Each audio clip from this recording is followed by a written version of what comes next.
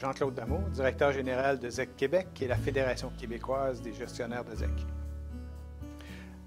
Il y a 63 ZEC de chasse et de pêche au Québec que nous représentons à la Fédération et les ZEC sont là pour gérer la chasse et la pêche. Toutes les ZEC sont gérées par des bénévoles, puis nous, la Fédération, on les représente auprès du gouvernement et on leur donne certains services aussi. Par exemple, en foresterie, on a des ingénieurs forestiers ici qui sont mandatés pour représenter les ZEC auprès du gouvernement lorsqu'ils font la planification financière, planification de l'aménagement forestier. Les ZEC reposent entièrement sur le bénévolat. Il y a 587 bénévoles impliqués dans les ZEC et nos bénévoles sont là pour prendre des décisions. Donc, ils sont là pour déterminer quelles sont les règles à suivre dans la pratique de la chasse et de la pêche sur les territoires.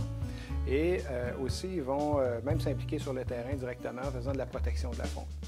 Donc, nos bénévoles sont très importants en ce sens que les ZEC ont un mandat de l'État, c'est-à-dire qu'ils peuvent adopter des règlements que l'État va appliquer par la suite dans les ZEC. Les agents de conservation de la faune vont appliquer les règlements qui vont avoir été adoptés par les ZEC. Donc, ils ont un rôle très important.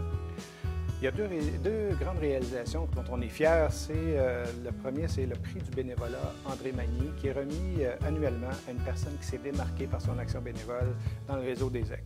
On remet ce prix-là chaque année au Congrès national des gestionnaires de ZEC. L'autre réalisation, c'est le site Internet des ZEC.